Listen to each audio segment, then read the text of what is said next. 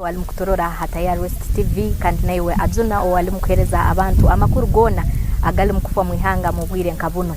tuli mukujaguza tujja kubantu jaguze emyaka 30 kwiha oyo na ikara rundi na jumule ngoma kuba mukama habo kama obwatoro kandi mubimwe ebintu batekanize niye mizano eya masaza kirokinu haliyo semi final za masaza kandi emizani yabakaze bakweta netball habairo issues za kompira gwe suppose kutandika saa 5 baitu norora saa zin tuli musaha msanzu nekitweka baitu ompira tugukatandikire ekenorangu habairo issues ba players abamwe bagamba ab team ya Chiaka nezana team ya 40 negamba aba players abachiaka omwana haba players yabo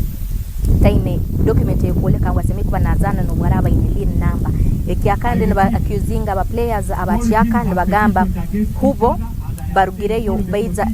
ADs representing ngire tanize semerire kukozesebwa baitu deputy wa sports minister wa sports asubire kuba najja musongezo kanagamba saa zino ko kumutorora enyuma yitu tubakatandikira muzano kandi team zone ibiri zikirize ku petitioninga abo kuba aba team ya Chiaka negamba aba team ya Fort Potro tibaina IDs nabo tubakubikiriza tubakwenda bakirizibwe kuzana na team 40 negamba inyo abamwe abamwina abaina IDs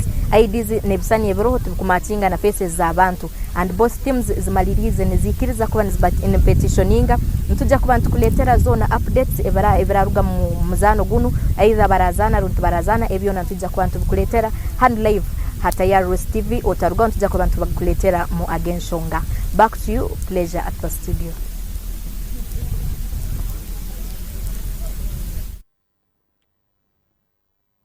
Webare Justin Nyakaisiki okutwisyaho amakurago okurugo kwe omuri toro emikoro eyempango kokutwa kushoborra eriyo negendo mission okutebekanisibwa kandi neyo kubayo okwezoku okwamwenda ombwire